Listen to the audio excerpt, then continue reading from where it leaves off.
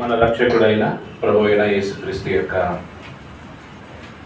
దినమున, పునరుద్ధాన దినమున తండ్రిని ప్రభువైన అయిన యేసుక్రీస్తును ఆత్మతో సత్యముతో ఆరాధించుటకు విచ్చేసిన మీ అందరికీ వందనములు, శుభములు తెలియజేయుచున్నాను.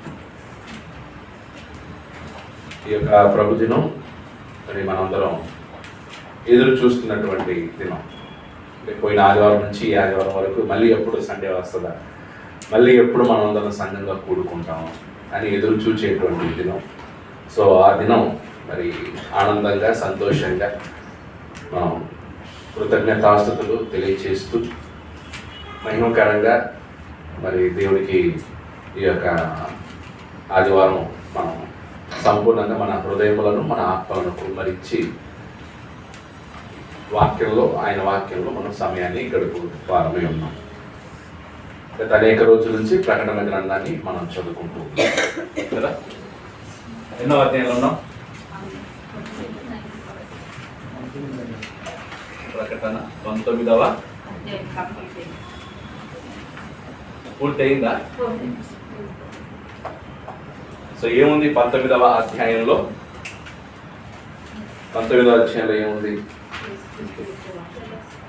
సో 18లో మనం చూసాం. ఎందుకంటే 18లో సంపూర్ణంగా మరి బబులోను అనగా రోమా యొక్క నాశనాన్ని గురించి చెప్పబడుతూ ఉంది, ఎలా రోమా నాశనం అవుతుందో. 19వ అధ్యాయంలో దేవునికి స్తుతి కలుగుతూ ఉంది, దేవుని ఆరాధిస్తున్నారు. ఆ తర్వాత గొర్రెపిల్ల వివాహోత్సవం జరుగుతుంది. ఆ గొర్రెపిల్ల వివాహోత్సవానికి విచ్చేసినటువంటి వారందరూ, పిలువబడిన వారందరూ ధన్యులే అని చెప్పడం జరిగింది. సో ఆ గొర్రెపిల్ల వివాహోత్సవంలో తను తాను అలంకరించుకున్న సంఘాన్ని యేసుక్రీస్తు యొక్క భార్యతో పోల్చాడన్నమాట. సంఘం క్రీస్తు యొక్క భార్యగా, క్రీస్తు యొక్క వధువు. మనం వచనాలను చూసినట్లయితే చాలా చోట్ల సంఘము క్రీస్తు యొక్క వధువుగాను, భార్యగాను చూపించారు. ఎఫెసీయులకు రాసిన పత్రికలో, అలాగే కొరింథీ పత్రికలో ప్రత్యేకంగా పౌలు గారు సంఘాన్ని వర్ణించాడు. ఇక్కడ కూడా ఏమన్నాడు? తను తాను సిద్ధపరచుకొని, చూడండి 6-7 వచనాలు. అప్పుడు గొప్ప జనసమూహపు శబ్దమును, విస్తారమైన జలముల శబ్దమును, బలమైన ఉరుముల శబ్దమును పోలిన ఒక స్వరము సర్వాధికారియు ప్రభువునకు మన దేవుడు ఏలుచున్నాడు, ఆయన స్తుతించుడి, గొర్రెపిల్ల వివాహోత్సవ సమయము వచ్చినది, ఆయన భార్య తన్ను తాను సిద్ధపరచుకొని ఉన్నది కనుక మనము సంతోషపడి ఉత్సహించి ఆయనను మహిమపరచదమని చెప్పగా వింటిని. సో గొర్రెపిల్ల తనను తానేం చేసుకుందంట? సిద్ధపరచుకొని ఉన్నది. కాబట్టి తద్వారా ఆయనకు ఏమి వెళ్ళాలంట? మహిమ. 9లో మరియు ఆమె ధరించుకున్నటకు ప్రకాశములను నిర్మలములు నైన సన్నపు నారబట్టలు ఆమెకి ఇవ్వబడెను, అవి పరిశుద్ధుల నీతి క్రియ. సో అంటే అక్కడ పెండ్లి కుమారుడు, పెండ్లి కుమార్తె. పెండ్లి కుమారుడు, పెండ్లి కుమార్తె. సో పెండ్లి కుమారుడు ఎవరు అక్కడ? యేసుక్రీస్తు. పెళ్లి కుమార్తె ఎవరు? సంఘం. సంఘం అంటే పెళ్లి కుమార్తె అలంకరించబడుతుంది కదా. సో ఇక్కడ సంఘము అంటే పెళ్లి కుమార్తె ఏమో వస్త్రములతో అలంకరించబడుతుంది, విలువైనటువంటి పెళ్లి బట్టలతో. ఇక్కడ సంఘం దేంతో? నీతి క్రియలు. సో సంఘము నీతి క్రియలతో అలంకరించబడాలి. అంటే పెళ్లి కుమారుడు వచ్చే సమయానికి సంఘము నీతి క్రియలతో సిద్ధంగా ఉంటాయి. యేసుక్రీస్తు వారు భూమి మీద ఉన్నప్పుడు కూడా ఒక ఉపమానం చెప్పాడు కదా. ఎవరు? 10 మంది కన్యకలు ఉపమానం. అందులో బుద్ధిగల కన్యకలు, బుద్ధి లేని కన్యకలు. సో బుద్ధిగల కన్యకలు క్రీస్తు కొరకు ఏం చేస్తున్నారు? ఎదురు చూస్తూ ఉన్నారు. ఎప్పుడు వస్తుందా పెళ్లి కుమారుని రాకడ, ఎప్పుడు వస్తుందా అని ఎదురు చూస్తున్నారు. పెళ్లి కుమారుడు రాకడ అకస్మాత్తుగా వచ్చినప్పుడు వాళ్ళు సిద్ధంగా ఉన్నారు కాబట్టి పెళ్లి కుమారుడితో పాటు వెళ్ళిపోయారు. వీళ్ళు బుద్ధి లేని కన్యకలు సిద్ధంగా లేరు కాబట్టి ఆలస్యం అయిపోయింది. వీళ్ళు వెళ్ళి ఆ నూనె తెచ్చుకునే లోపల పెళ్లి కుమారుడు వచ్చేసారు. పెళ్లి కుమారుడు ఎవరైతే సిద్ధంగా ఉన్నారో వాళ్ళతో పాటు వెళ్ళిపోయాడు. ఆ తర్వాత తలుపులు మూయబడ్డాయి. బుద్ధి లేని కన్యకలు వచ్చి ఏం చేస్తారు? తలుపులు తట్టినప్పుడు మీరెవరో అంటే పెళ్లి కుమారుడు ఎప్పుడు వస్తాడో తెలియదు. ఆ పెళ్లి కుమారుని రాక కొరకు ఎదురు చూడాలి.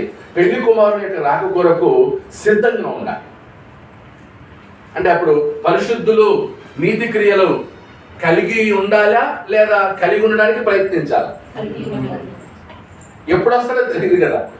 ఒకవేళ మనకి పర్టికులర్గా టైం తెలిస్తే 2050లో యేసుక్రీస్తు వస్తాడంటే అమ్మాయి అప్పటి వరకు ఏం పర్లేదులే, మేనేజ్ చేసుకోవచ్చు. పర్టికులర్ డేట్ తెలిస్తే మనం ఆ టైం దగ్గరకు వచ్చే కొద్దీ ప్రిపేర్ అవుతాం అంతే కదా. ఇప్పుడు మన ప్రయాణం ఫిక్స్ అయింది అనుకోండి, వచ్చే నెలలో 20వ తారీఖు మన ప్రయాణం అంటే మనం ఇప్పుడే ప్రిపేర్ అవుతామా? లేవు. 19 వరకు ఏం చేస్తాం? వెయిట్ చేస్తాం. రేపు ప్రయాణం అనగా ఈరోజు సిద్ధపడతాం. ఎందుకంటే మనకు ఏ రోజు ప్రయాణమో తెలుసు. ఒకవేళ ఏ రోజు ప్రయాణం ఉంటుందో తెలియదు అనుకోండి, అకస్మాత్తుగా వెళ్ళాల్సి వస్తుంది, సడన్గా వెళ్ళాల్సి వస్తుంది అంటే అప్పుడు ఏం చేయాలన్నమాట? మొత్తం సిద్ధపడి రెడీగా ఉండాలి. అలాగా యేసుక్రీస్తు కొరకు మనం ఎప్పుడూ కూడా నీతి క్రియలతో ఎలా ఉండాలి? సిద్ధంగా ఉండాలి. వచ్చే వారం ఉందిలే, ఇంకా టైం ఉందిలే, ఇంకా నాకు వయసు ఉందిలే, పెళ్ళైన తర్వాత ఉంటానులే నీతి క్రియలు కలిగి, పిల్లలైన తర్వాత కలిగి ఉంటానులే నీతి క్రియలు, లేదా మా పిల్లలకు పెళ్ళిళ్ళు చేసి ఆ తర్వాత నీతి క్రియలు ఉంటుంది, రిటైర్డ్ అయిపోయిన తర్వాత నీతి క్రియలు చేస్తాను నేను. నీతి క్రియలు చేయడానికి, నీతి క్రియలు కలిగి ఉండడానికి ఫలానా ఏజ్ అని ఏం ఫిక్స్ అవ్వలేదు. నీకు వాక్యం అర్థమైనప్పుడు బాప్తిస్మము పొందిన నాట నుండే నువ్వు ఏం కలిగి ఉండాలన్నమాట? నీతి క్రియలు కలిగి సిద్ధంగా ఉండాలి. పాత నిబంధనలో కూడా ఈ రిలేషన్షిప్ చెప్పబడింది. సో పాత నిబంధనలో అంటే భర్త స్థానంలో పెళ్లి కుమారుడు అంటే భర్త, సంఘము. పాత నిబంధనలో ఇదే రిలేషన్షిప్ గురించి వివరిస్తూ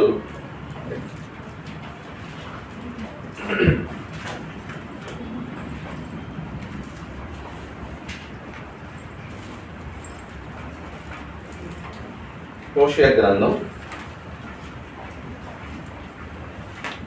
హోషేయ 2వ అధ్యాయం 19-20 వచనం. హోషేయ 2వ అధ్యాయం 19-20 వచనం. నీవు నిత్యము నాకుండునట్లుగా నేను నీతిని బట్టి తీర్పు తీర్చుట వలనను దయా దాక్షిణ్యములు చూపుట వలన నిన్ను ప్రదానం చేసుకొందును. అక్కడ ఏమంటాడు? నీవు నిత్యము నాకుండునట్లుగా నేను నీతిని బట్టి తీర్పు తీర్చుట వలనను దయా దాక్షిణ్యములు చూపుట వలనను నిన్ను ప్రధానము చేసుకొను. ఎవరిని ప్రదానం చేసుకుంటాను అంటున్నాడు? ఎవరిని? సంఘాన్ని. అంటే అక్కడ ఎవరు ప్రధానం? ఇశ్రాయేలీ. సో పాత నిబంధనలో సంఘం ప్లేస్ లో ఎవరుండేవారు? ఇశ్రాయేలీలు ఉండేవారు. యేసుక్రీస్తు ప్లేస్ లో ఎవరున్నారు? యెహోవా దేవుడు. యేసుక్రీస్తు స్థానంలో యెహోవా, సంఘం స్థానంలో ఇశ్రాయేల్. సో యెహోవా దేవుడు ఇశ్రాయేల్ దేవుడు, నేను నిన్ను ప్రధానము చేసుకొందును, నీవు యెహోవాను ఎరుగునట్లును నేను నమ్మకమును బట్టి నిన్ను ప్రధానము చేసుకొందును. అలాగే యెషయా 54:5. యెషయా 54:5. ఐజయా 54:5. యెషయా గ్రంథం 54వ అధ్యాయం 5వ వచనం. నిన్ను సృష్టించిన వాడు నీకు భర్తయే ఉన్నాడు. నిన్ను సృష్టించిన వాడు నీకు భర్తయే ఉన్నాడు. సైన్యములకు అధిపతియగు యెహోవా అని ఆయనకు పేరు. ఇశ్రాయేలు యొక్క పరిశుద్ధ దేవుడు నీకు విమోచకుడు, సర్వలోకమునకు దేవుడని ఆయనకు పేరు. నిన్ను సృష్టించిన వాడు నీకు భర్తయే ఉన్నాడు. సో పాత నిబంధనలో భర్త స్థానంలో ఎవరున్నవారు? యెహోవా. భార్య స్థానంలో ఎవరిని ఉంచారు? ఇశ్రాయేలీయులు. అలాగే యెహెజ్కేలు 16వ అధ్యాయం. యెహెజ్కేలు 16వ అధ్యాయం. Ezekiel 16th chapter. యెహెజ్కేలు 16వ అధ్యాయం.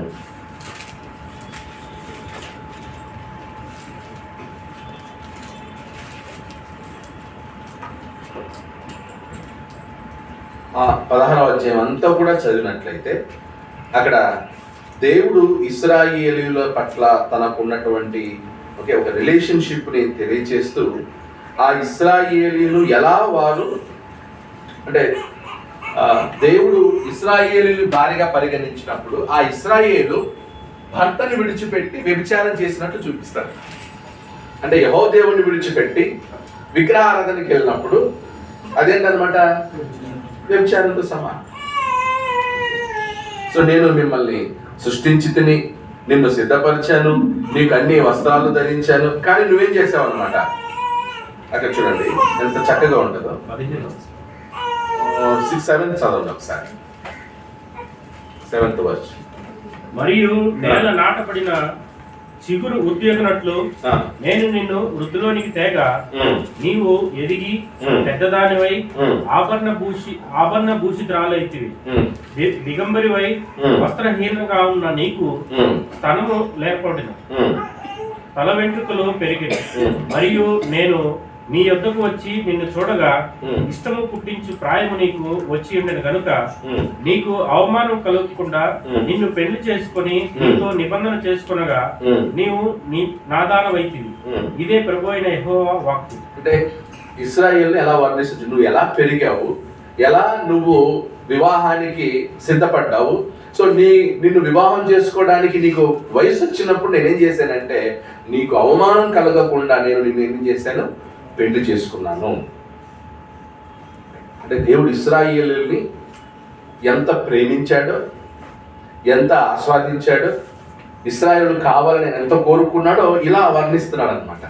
డిస్క్రిప్షన్, ఓకే, కంపారిజన్, ఒక స్త్రీకి కంపారిజన్ చేసి తర్వాత నీవు నా దానవైతివి, ఇదే ప్రభువు యెహోవా. అప్పుడు నేను నీళ్లతో నిన్ను కడిగి నీ మీదనున్న రక్తమంతయు తుడిచి నిన్ను నూనెతో అంటి విచిత్రమైన కుట్టు పని చేసిన వస్త్రము నీకు ధరింపచేసితిని. సన్నమైన ఎర్రని చర్మముతో చేయబడిన పాదరక్షలు నీకు తొడిగితిని. అంటే పెళ్లి కుమార్తెగా నేనే నిన్ను సిద్ధపరిచాను, నీకు బట్టలు తీసుకొచ్చాను, నిన్ను శుభ్రం చేశాను, నీకు చెప్పులు కొనిచ్చాను. అందుకే ఇప్పుడు పెళ్లిలో ఇప్పుడు ఆచారం లేదు, కానీ ముందు అంతా పెళ్లి కుమార్తెకు కావలసిన ప్రతి వస్తువు పెళ్లి కుమార్తె తీసుకొచ్చేవాడు. ఇప్పుడు కొన్ని ఊళ్ళలో ఉంది ఇంకా ఆ పద్ధతి ఉంది. చెప్పులు, పౌడరు, కాటుక, బట్టలు అన్ని పెళ్లి కుమారుడే పెళ్లి కుమార్తెకి ఇస్తాడన్నమాట. అది ఇక్కడ నుంచి వచ్చింది. సో ఇక్కడ దేవుడు కూడా అంటున్నాడు, నేను నీకు సమస్తమునిచ్చాను, పాదరక్షలు ధరింపజేసి తిని, విచిత్రమైన కుట్టు పని చేసిన వస్త్రము నీకు ధరింపజేసి తిని, సన్నమైన ఎర్రని చర్మముతో చేయబడిన పాదరక్షలు నీకు తొడిగి తిని, సన్నపు అవిసెనార బట్ట నీకు చేయించి తిని, నీకు పట్టు బట్ట ధరింపజేసి తిని, మరియు ఆభరణముల చేత నిన్ను అలంకరించి నీ చేతులకు కడియములు పెట్టి నీ మెడకు గొలుసు తగిలించి నీ చెవులకు ముక్కునకును పోగులను నీ తలకు కిరీటమును పెట్టించి తిని. అంటే ఎంత ఒక పెళ్లి కుమార్తెని ఎలా సిద్ధపరుస్తాడో దేవుడు అక్కడ చెప్తున్నాడు. అలా నిన్ను సిద్ధపరిచాను, నేను చెవులకు ముక్కులకు గొలుసు వేసాను, నీ చెవులకు ముక్కులకు పోగులి నీ తల కిరీటం పెట్టించి ఇలాగూ బంగారుతోను వెండితోను నేను నిన్ను అలంకరించి సన్నపు అవిసెనారయు పట్టును విచిత్రపు కుట్టుపనియు గల బట్టలను నీకు ధరింపజేసి గోధుమలను తేనెయు నూనెయు నీకు ఆహారముగా ఇయ్యగా నీవు మిక్కిలి సౌందర్యవతివై రాణి అగునంతగా అభివృద్ధి నొందితివి. నేను నీకు అనుగ్రహించిన నా ప్రభావము చేత నీ సౌందర్యము పరిపూర్ణము కాగా అన్యజనులు దాన్ని చూచి నీ కీర్తి ప్రశంసించుచూ వచ్చిరి. ఇదే ప్రభువుకు యెహోవా. అన్యజనులు నిన్ను చూచి ఏం చేశారంట? ప్రశంసించారు. అంటే నువ్వు ఎవరికి భార్యవి, ఎవరు నీ పురుషుడు, ఇంతగా నిన్ను అలంకరించినటువంటి ఆ భర్త ఎవరు? ఇక్కడ మామూలుగా ఒక అమ్మాయికి ఎవరన్నా చాలా గొప్ప ధనవంతుడు దొరికి ఆ అమ్మాయికి పెళ్లి కుమారుని దగ్గర నుంచి కానుకలన్నీ వచ్చినప్పుడు ఆ న్యూస్ ఎలా ఉంటుంది? ఎంత మంచి సంబంధం వచ్చింది, ఎంత బాగా వాళ్ళు అమ్మాయిని చూసుకుంటారు, అది ఊర్లంతా పాకిపోతుంది కదా, పలానా అమ్మాయి పలానా ఇంటికి వెళ్ళిందంట, ఆ భర్త ఎంత బాగా చూసుకుంటున్నాడు, భర్త ఎంత బాగా ప్రేమిస్తున్నాడు, ఎప్పుడు ఆమెకి ఏదో ఒకటి ఇస్తూ ఉంటాడు. అలా అన్ని జనులు ఇశ్రాయేలీయులను చూచి ఏం చేయాలంట? ప్రశంసించాలంట దేవుణ్ణి. ఎవరు మీ దేవుడు? అసలు మీ దేవుడు ఇంత గొప్ప చేశాడని నిన్ను. మీకు అందుకే పాలు తేనెలు ప్రవహించే నేటికి కూడా ఇశ్రాయేల్ దేశాన్ని ప్రపంచం అంతా పొగుడుతున్నారా లేదా? నేటికి ఇజ్రాయెల్ దేశం ఈరోజు powerful, one of the powerful country. చాలా చిన్నదైనప్పటికీ చాలా పవర్ఫుల్. చుట్టుప్రక్కల ఎన్ని దేశాలు ప్రయత్నించిన ఇజ్రాయెల్ ఎవరు ఏమీ చేయలేదు, అంత పవర్ఫుల్ అన్నమాట. నేటికి కూడా అన్నిలు పొగుడుతున్నారు. మన దేశం కూడా ఇజ్రాయెల్తో మంచి రిలేషన్షిప్ కలిగి ఉంది. ఎప్పుడు ఇండియా ఇజ్రాయెల్ సపోర్ట్ చేస్తుంది. అందరు ఇజ్రాయెల్ని పొగిడేవారు. అంటే దేవుడు ఇజ్రాయెల్ని అంతగా ఆశీర్వదించాడు. అందుకే ఇజ్రాయెల్కి 2 ప్రామిస్లు, land promise, seed promise. Seed promise, land promise. Land promise ఏంటంటే కనాను దేశం, పాలు తేనెలు ప్రవహించే కనాను దేశాన్ని నేను నీకు ఇస్తానన్నాడు. 2 సీడ్ ప్రామిస్ అంటే అబ్రహాము యొక్క సంతానమును ఏం చేస్తాను? నేను ఆశీర్వదిస్తాను, ఆకాశ నక్షత్రముల వలె ఆశీర్వదిస్తానన్నాడు. అబ్రహాము ద్వారా సకల జనులు ఆశీర్వదింపబడదు. అంటే ఎవరన్నమాట? యేసుక్రీస్తు వారిలో జన్మిస్తాడు, అది సీడ్ ప్రామిస్. యేసుక్రీస్తు ఇశ్రాయేలులో జన్మించడం అనేది సీడ్ ప్రామిస్. ఇశ్రాయేలుకు దేవుడు కనాను దేశాన్ని ఇస్తాననేది ల్యాండ్ ప్రామిస్. ల్యాండ్ ప్రామిస్ నెరవేరింది, సీడ్ ప్రామిస్ నెరవేరింది. అంటే ఇశ్రాయేలుకు కనాను దేశాన్ని ఇచ్చాడు. దాదాపు వాళ్ళు అనేక సంవత్సరాలు ఆ కనాను దేశంలో వాళ్ళు జీవించారు, తృప్తి పొందారు, బాగా ఎంజాయ్ చేశారు. కానీ మదించి కొవ్వి దేవునికి తిరుగుబాటు చేశారు. అంతే కదా. దేవుడు వాళ్ళకి కనాను దేశాన్ని ఇచ్చి ఏం కోరాడు? వాళ్ళ దగ్గర నుండి నమ్మకంగా ఉండమని కోరాడు. నాకు ఎలా ఉండాలి? మీరు హానెస్ట్గా ఉండండి, బీ హానెస్ట్, పరిశుద్ధంగా ఉండండి, నేనే మీకు దేవుణ్ణి, ఎటువంటి విగ్రహారాధన వైపు మళ్ళొద్దు, మిమ్మల్ని మీరు అపవిత్రం చేసుకోండి, ఆజ్ఞల్ని పాటించాలి. ఇదే కదా దేవుడిని అడిగింది. కానీ ఆ విషయంలో వాళ్ళు ఏమయ్యారు? కంప్లీట్గా ఫెయిల్ అయ్యారు, విశ్వాసఘాతకులయ్యారు. భార్య విశ్వాసఘాతకురాలయ్యారు. అంటే ఎలా చెప్తే అర్థం అవుతుంది మనుషులకి? ఇశ్రాయేలు దేవుడికి అన్యాయం చేశారని ఎలా చెప్తే అర్థం అవుతుంది అంటే హస్బెండ్ అండ్ వైఫ్ రిలేషన్షిప్ చెప్తే కానీ అర్థం కాదు. ఒక భార్య తన సొంత భర్తను విడిచిపెట్టి వెళ్ళిపోతే, తన సొంత భర్త కాకుండా వేరే పురుషులతో సంబంధం పెట్టుకుంటే అది ఎంత ఘోరమో, ఎంత నీచమైందో అందరికీ తెలుసు. అలా వివరిస్తున్నాడు అన్నమాట. ఓకే, 15. అయితే నీ సౌందర్యమును నీవు ఆధారము చేసుకొని నీకు కీర్తి వచ్చినందున నీవు వేషవై దారిని పోవు ప్రతి వానితో బహుగా వ్యభిచరించుచు వచ్చితివి, పిలిచిన వానితో నెల్లపోతివి. సో అది వర్డ్స్ వాడింది, అంత కఠినంగా వాడాడు. అంత కఠినంగా అంటే ఇశ్రాయేలు అంత ఘోరంగా దేవునికి విరుద్ధంగా ఏం చేశారు? పాపం చేశారు. అక్కడ అది పాపాన్ని ఆ భాషతో వర్ణిస్తున్నాడు. అంటే అది ఎంత తప్పో, ఎంత నీచమైందో ఇశ్రాయేలు చేసింది కూడా అంతే నీచమైంది. సో కాబట్టి పాత నిబంధనలో కూడా ఓకే, భర్త ఎవరు? యెహోవా దేవుడు. భార్య ఎవరు? ఇశ్రాయేలు. ఇప్పుడు ఇదే కంపారిజన్ ని ప్రకటన గ్రంథంలో వాడుతూ ఉన్నాడు. సో ఇక్కడ పెళ్లి కుమారుడు ఎవరు? యేసుక్రీస్తు. పెళ్లి కుమార్తె ఎవరు? సంఘం. ఇప్పుడు సంఘం ఇశ్రాయేలు లాగా ఉండాలా? ఉండదు. అది ఆత్మ సంబంధమైన వాగ్దానం అన్నమాట. సంఘము ఇశ్రాయేల్ లాగా ఉండనే ఉండదు, ఛాన్సే లేదు. ఈరోజు మనం అందరం పెళ్లి కుమార్తె స్థానంలో ఉన్నాం. అంటే సంఘం పెళ్లి కుమార్తె స్థానంలో ఉంది. ఆ సంఘము వేటితో అలంకరించబడాలి? నీతి క్రియలతో అలంకరించబడాలి. సో అప్పుడు యెహోవా దేవుడు, యేసుక్రీస్తు వాళ్ళిద్దరూ అదే ఒకే పోస్ట్ పోషించారు. ఎగ్జాంపుల్ చెప్పడానికి. సో పాత నిబంధనలో భర్త ఎవరు? యెహోవా దేవుడు. భార్య ఎవరు? ఇశ్రాయేలు. క్రొత్త నిబంధనలో భర్త ఎవరు? యేసుక్రీస్తు. భార్య ఎవరు? సంఘం. అప్పుడు సంఘం ఎవరి కోసం ఎదురు చూస్తుంది? క్రీస్తు కొరకు సంఘం. ఇశ్రాయేలు ఎవరికి నమ్మకంగా ఉండాలని దేవుడు కోరాడు? యెహోవా దేవుడు. ఈరోజు సంఘం ఎవరికి నమ్మకంగా ఉండాలి? యేసుక్రీస్తు.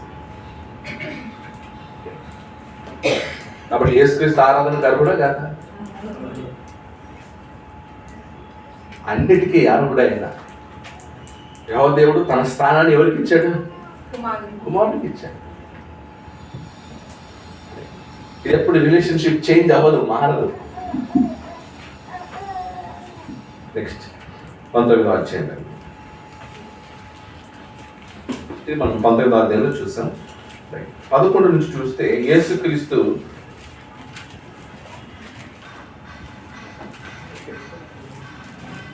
ఇంకోటి 10వ వచనంలో చూడండి. 10వ వచనం.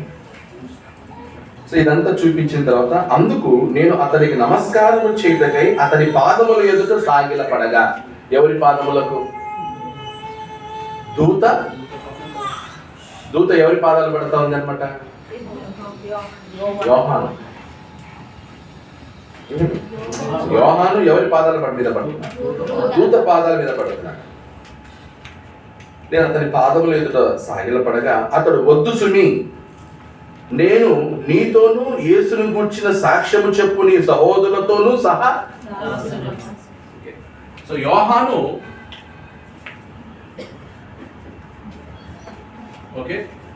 దూత పాదముల మీద పడితే దూత ఏమంటున్నాడు?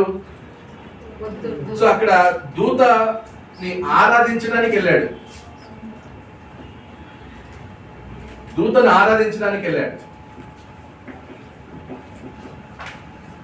ఇప్పుడు యోహానికి అక్కడ మాట్లాడుతుంది దూతన యేసుక్రీస్తు అని కనిపిస్తుందా? క్లియర్ గా తెలుస్తుందా? లేదు. అక్కడ ఎవరని తెలీదు. ఆత్మస్వరూపిగా ఉన్నాడు. ఒక వెలుగు కనిపిస్తుంది, ప్రకాశమానమైనటువంటి వెలుగు ఉంది తప్ప అది యేసుక్రీస్తా, యెహోవా దేవుడా, పరిశుద్ధాత్మన, దూతనని తెలియదు యోహానికి. సో పాత నిబంధనలంతా కూడా ఒక వెలుగు, అక్కడ ఒక ప్రకాశమైన వెలుగు అక్కడ కనపడగానే వెంటనే ఏం చేసేవాళ్ళు? సాష్టాంగ నమస్కారం పడేవాళ్ళు. ఎందుకంటే అక్కడ దేవుడైతే ఒకవేళ ఆ దూత ఉంటుందిలే అనుకుని నిలబడితే. సో కాబట్టి ప్రకాశమైన వెలుగు వస్తే చాలు, అంతే. ఏం చేసేవాళ్ళు? మొదట సాగిల పడేవాళ్ళే. ఆ తర్వాత సంగతి దూత అయితే ఆపుతాడు, దూత కాకపోతే అంగీకరిస్తాడు. సో అక్కడ ఆపుతున్నాడు. ఓ నో నో నో, నాకేం చేయొద్దు, నమస్కరించదు. నేను కూడా నీ వంటి సహదాసుడు. అప్పుడు యోహాను ఎవరు? దాసుడు. దూత కూడా ఎవరు? దాసుడు. నువ్వు దాసుడవే, నీలాగే నేను కూడా దాసుడునే, నీ వంటి సహదాసుడను నేను అన్నాను. సో దీన్ని బట్టి దూతలు ఆరాధన కరుపుల కాదు, దూతలు ఆరాధనకి అర్హులు కాదు. దాని నోట్లు ఏమన్నా పీక ఏదో వస్తాయి కదా, పెట్టి ఆ పాలది ఏదో వస్తుంది కదా, ఏమంటారు దాన్ని, అది ఒకటి పెట్టింటే సరిపోయింది కదా. రాత్రి రాత్రి పిట్టలా గడుతూనే ఉంది.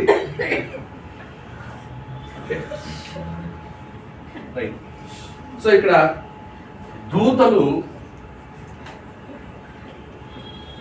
ఆరాధనకు అర్హులు, ఆరాధించబడుటకు.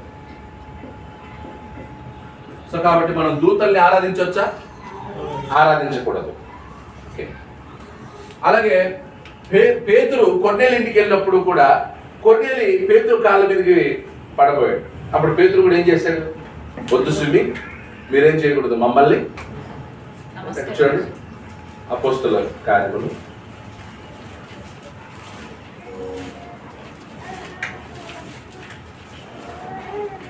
8 ఇక్కడ ఆరాధన అనే చోట నమస్కారం అనేది వాడారు, తెలుసు కదా. యోహాను దూతకి నమస్కారం చేయడానికి, దూత పాదాలకి నమస్కారం చేసినప్పుడు దూతలు దాన్ని తిరస్కరించారు.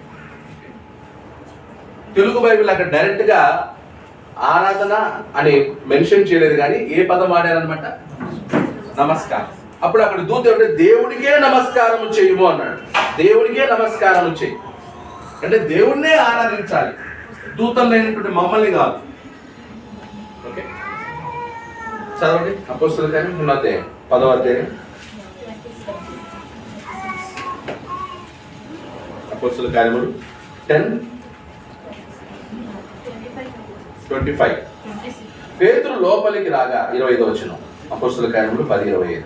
పేతురు లోపలికి రాగా కొర్నేలి అతనిని ఎదుర్కొని అతని పాదముల మీద పడి నమస్కారము చేశాను. ఇంగ్లీష్లో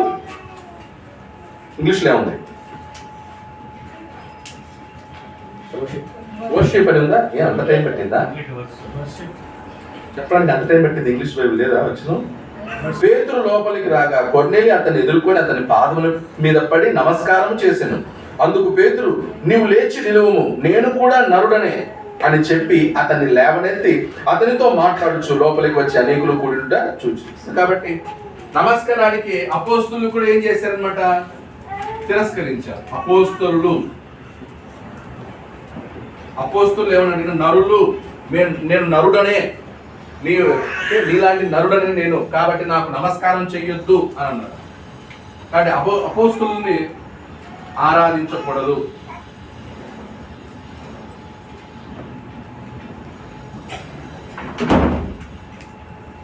దూతల్ని ఆరాధించకూడదు, అపోస్తుల్ని ఆరాధించకూడదు. మరి యేసుక్రీస్తును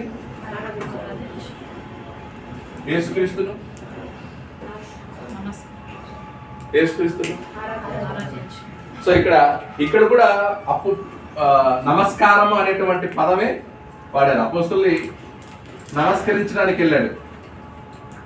అప్పుడు లేదు, నన్ను కాదు, నువ్వు నాకు కాదు నమస్కరించాల్సింది, నేను వంటి నరుడని. అపోస్తలుల కార్యంలో మళ్ళీ ఒక చోట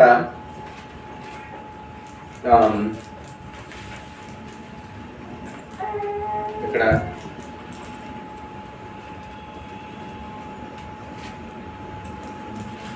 ఒక చోట వారికి బలి అర్పించడానికి వెళ్తారు. ఎక్కడది? అపోస్తలులకి పౌలుకి కనుక బలి అర్పింపు 14వ అధ్యాయం చూడండి. 14వ అధ్యాయం 13వ వచనం. బర్నబాకి ఆ తర్వాత పౌలుకి పట్టణమునకు ఎదురుగా ఉన్న ద్విపతి యొక్క పూజారి ఎడ్లను పూదండలను ద్వారముల ఎదురు తీసుకుని వచ్చి సమూహంతో కలిసి బలి అర్పింపవాలని ఉండెను. అపోస్తులైన బర్నబాయు పౌలును ఈ సంగతి విని తమ వస్త్రములు చించుకొని సమూహంలోనికి చొరబడి, అయ్యలారా, మీరెందుకు ఇలాగ చేయించున్నారు? మేము కూడా మీ వంటి స్వభావం గల నరులమే. మీరు ఈ వ్యర్థమైన వాటిని విడిచిపెట్టి ఆకాశమును, భూమిని, సముద్రమును, వాటిలో ఉండే సమస్తమును సృజించిన జీవము గల దేవుని వైపు తిరగవాలని మీకు స్వార్థ ప్రకటించుచున్నాము. ఆయన గతకాలములలో సమస్త జనులను తమ తమ మార్గములందు నడువనిచ్చెను. అయినను ఆయన ఆకాశం నుండి మీకు వర్షమును, ఫలవంతమైన ఋతువులను దయచేయచ్చు, ఆహారం అనుగ్రహించు, ఉల్లాసంతో మీ హృదయములను నింపుచు, మేలు చేత అనుభూతి సాక్ష్యము చేయలేదని బిగ్గరగా చెప్పాను. సో ఇలాగున వారికి బలిర్పింపడానికి వెళ్ళినప్పుడు పౌలు, బర్నబా ఏం చేశారు? దాన్ని ఆపారు. బలి అర్పించాల్సింది మాకు కాదు, ఎవరికి? దేవునికే. సో అక్కడ అన్యజనులు బలి అర్పించడానికి వెళ్ళారు. అన్యజనులు వాళ్ళ స్టైల్లో బలి అర్పించేకి వెళ్ళారు. అన్యజనులు, యూదులైనా ఎవరైనా సరే ఫార్మాట్ ఏదైనా ఉండొచ్చు.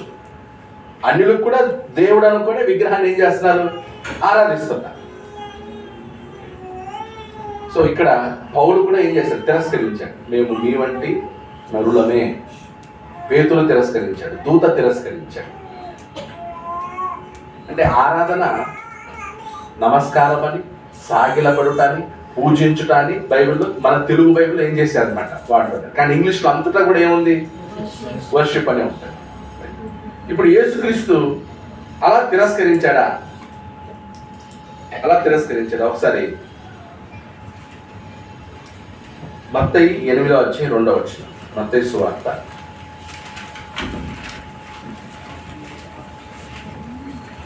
8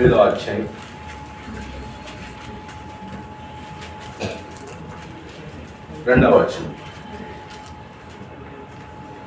ఇదిగో కుష్ఠరోగి వచ్చి ఆయనకు మ్రొక్కి, ప్రభువా నీకు ఇష్టమైతే నన్ను శుద్ధినిగా చేయగలవు అనెను. అందుకు ఆయన చెయ్యి చాపి వాని ముట్టి, నాకు ఇష్టమే, నీవు శుద్ధుడవు కమ్మని చెప్పగా తక్షణమే వాని కుష్ఠరోగము శుద్ధి అయి. సో కుష్ఠరోగి యేసుక్రీస్తు ఏం చేశాడు? మ్రొక్కాడు. ఓకే, సో మనకి యేసుక్రీస్తుని మ్రొక్కుట కూడా ఏంటి? ఆరాధనతో సమానం. యేసుక్రీస్తు అక్కడ తిరస్కరించాడా? నేను నరుడని, మీ వంటి వాడిని, యెహోవా దేవుని మాత్రమే ఆరాధించాలి, ఆయనకే మ్రొక్కాలని ఏమని అన్నాడా? అనలేదు. నెక్స్ట్ 14:33 మత్తయి సువార్త 14:33.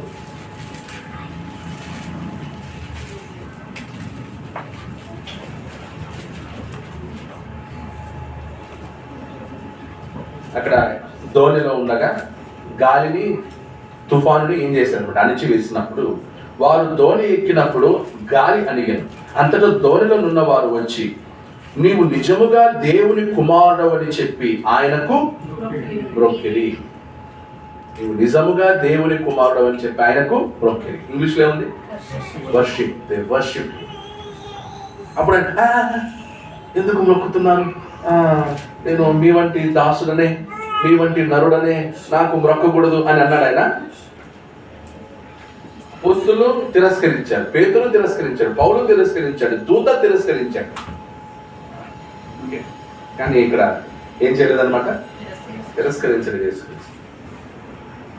అలాగే యోహాను 9:38, యోహాను సువార్త 9:38.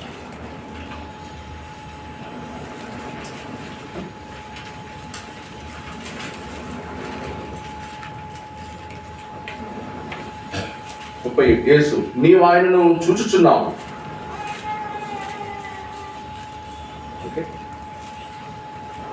నీవు ఆయనను చూచుచూ ఉన్నావు, నీతో మాట్లాడుచున్నవాడు ఆయనే అనెను.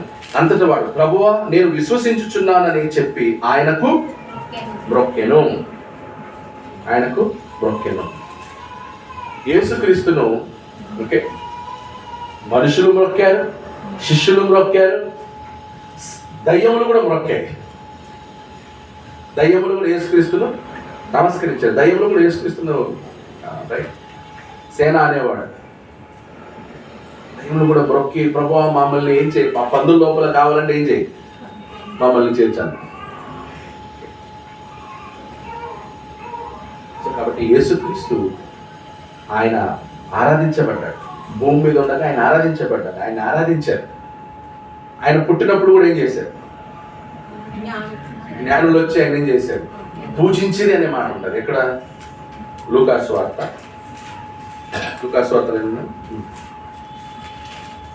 2వ అధ్యాయం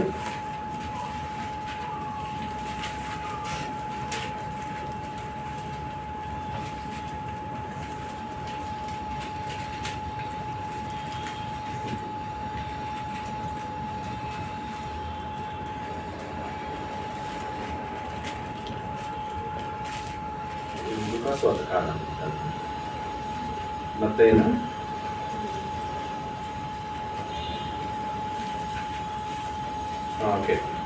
మత్తయి సువార్త 2వ అధ్యాయం 10వ వచనం.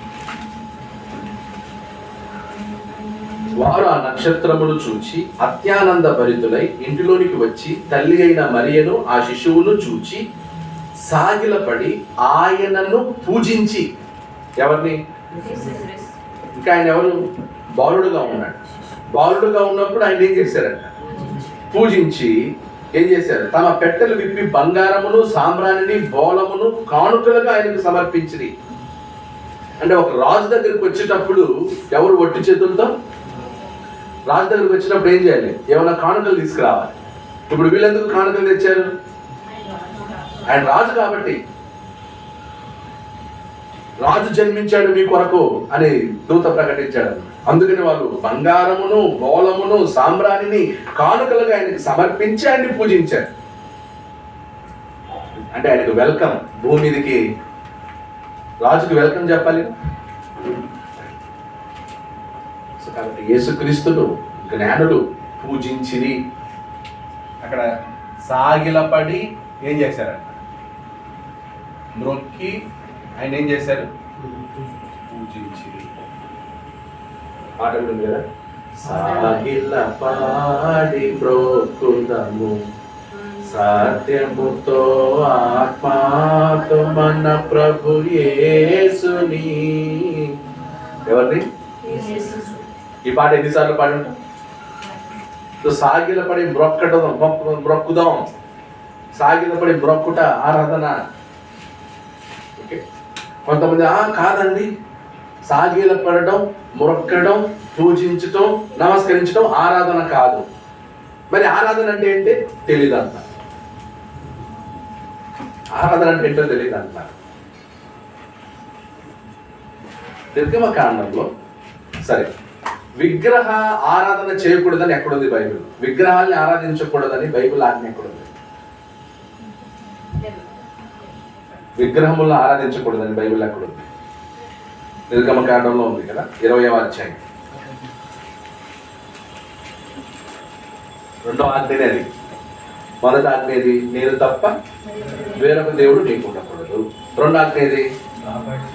ఆకాశమందైనను భూమి మీదనైనను భూమి క్రిందనైనను దేని రూపమునైనను నీవు చేసి కొనకూడదు. చూడండి, చేసి కొనకూడదు అంటే ఒక విగ్రహముగా నువ్వేం చేయకూడదు? ఏ విగ్రహాన్ని చేసుకొనకూడదు. వాటికి ఏం చేయకూడదు? సాగిలపడకూడదు, పూజింపకూడదు. ఉందా కదా? చూడండి, నీవు చేసుకొనకూడదు, వాటికి సాగిలపడకూడదు, వాటిని పూజింపకూడదు. 4వ వచనం నిర్గమకాండ 24. సో అప్పుడు విగ్రహానికి సాగిలపడకూడదు, విగ్రహాన్ని పూజించకూడదు. ఇప్పుడు యేసుక్రీస్తుని వాళ్ళు ఏం చేస్తున్నారు? యేసుక్రీస్తుకి సాగిలపడ్డారు, పూజించారు. విగ్రహానికి సాగిలపడకూడదు, విగ్రహాన్ని పూజించకూడదు, అది ఆజ్ఞ. ఇప్పుడు యేసుక్రీస్తుకు వాళ్ళు ఏం చేస్తున్నారు? జ్ఞానులు సాగిలపడుతున్నారు, పూజిస్తున్నారు. అంటే అప్పుడు యేసుక్రీస్తు ఎవరు? విగ్రహం కాదు. యేసుక్రీస్తు విగ్రహం కాదు. ఆయన దేవుడు, దేవుడితో సమానుడు, దేవుడి కుమారుడు.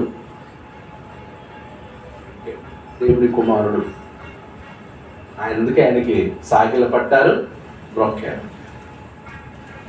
ఇప్పుడు ఈ 2 ఆరాధన కాకపోతే అప్పుడు మనిషికి సాగిల పడవచ్చు అన్నమాట. అంతే కదా? ఇది ఆరాధన కాకపోతే సాగిల పట్టలో తప్పు ఉందా? ఎవరికి సాగిల పడాలి? గట్టి చెప్పండి. దేవునికే సాగిల పడాలి కదా, యెహోవా దేవునికే సాగిల పడాలి. ఇక్కడ యేసుక్రీస్తు కూడా ఏం చేశారు? సాగిల పడ్డారు. యెహోవా దేవునే పూజించాలి. ఇక్కడ యేసుక్రీస్తుని కూడా ఏం చేశారు? పూజించారు. సో కాబట్టి యేసుక్రీస్తు ఆరాధన గర్భుడు. ఆయన పూజించబడ్డాడు, ఆయనకు సాగిల పడ్డారు, ఆయనకు నమస్కరించారు, ఆయన్ని మ్రొక్కారు. మేము మొక్కమండి, మేము యెహోవా దేవునికి మొక్కుతామంటే అప్పుడు నువ్వు యెహోవా సాక్షివి. అంతే.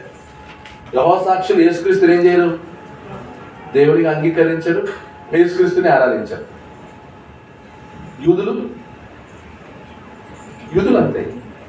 యూదులు అంగీకరించారా? యూదులు యెహోవా దేవునికి మాత్రమే నమస్కరించారు, యెహోవా దేవుడిని ఆరాధించారు. అందుకే వాళ్ళు టైం పట్టింది. వాళ్ళకి యేసుక్రీస్తుని యాక్సెప్ట్ చేయడానికి వాళ్ళకి ఏం పట్టింది? టైం పట్టింది. ఎందుకంటే అప్పటి వరకు అన్ని వేల సంవత్సరాలు వాళ్ళకి ఆజ్ఞ ఉంది. ఏమని? నేను తప్ప. ఇప్పుడు ఒక్కసారి యేసుక్రీస్తు వచ్చి నేను దేవునితో సమానులను, నేను దేవుని కుమారును అని అనగానే వాళ్ళు దాన్ని డైజెస్ట్ చేసుకోవడానికి, అర్థం చేసుకోవడానికి ఎవరైనా సరే ప్రవచనాలు ఉంది, కానీ ఆ ప్రవచనాలు ఈయన ఒకటే అనడానికి చాలా టైం పట్టింది. అందుకే ఆయన అద్భుతాలు, స్వస్థతలు, సూచక్రియలు చేశాడు. ఏమని? తాను ప్రూవ్ చేసుకోవాలి. యేసుక్రీస్తు ప్రూవ్ చేసుకోవాలి. ఏమని? నేను దేవుని కుమారుడే. అందుకే ఆయన పాపాలను కూడా క్షమించాడు. ఆశ్చర్యపోయారు, పాపాన్ని క్షమించడం ఏంటి? యూదులు యేసుక్రీస్తుని ఇంకా రాళ్ళు తీసుకుని కొట్టి చంపడానికి దేవునితో సమానంగా చేసుకున్నాడు, పాపాన్ని క్షమిస్తున్నాడు, అద్భుతాలు చేస్తున్నాడు. ఇప్పుడు పాపాన్ని క్షమించే హక్కు ఎవరికి ఉంటుంది? దేవునికి మాత్రమే. ఇంకా రక్తం చిందించబడలే. రక్తం చిందించబడక మునుపు యేసుక్రీస్తుకి పాపాన్ని క్షమించే అధికారం ఉందా? మాట్లాడలేదు. ఉంది. పాపములు క్షమింపబడినవి. ఒక్కసారి స్టన్ అయ్యారు యూదులు. ఎందుకంటే దేవుడు మాత్రమే అది చేయగలడు. దేవుడు మాత్రమే పాపాన్ని క్షమించగలడు. నువ్వు ఎలా చేయగలవు? నువ్వు ఎవరివి? నేను ఆయననేనయ్యా, నాకు అధికారం ఉంది అంటాడు యేసుక్రీస్తు. ప్రూవ్ చేసుకున్నాడు తాను. సో కాబట్టి ఇక్కడ ప్రకటన గ్రంథంలో మనం పాయింట్ వచ్చింది కాబట్టి దూత ఏం చేయలేదన్నమాట. యోహాను నమస్కరించడానికి వెళ్తే దూత తిరస్కరించాడు, పౌలు తిరస్కరించాడు, పేతురు తిరస్కరించాడు, కానీ యేసుక్రీస్తు తిరస్కరించాడు. హెబ్రీ పత్రిక 1వ అధ్యాయంలో, హెబ్రీ పత్రిక 1వ అధ్యాయం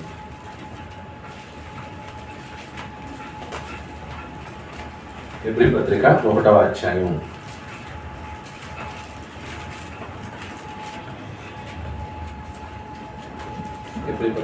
1వ అధ్యాయం 6వ వచనం చదవండి.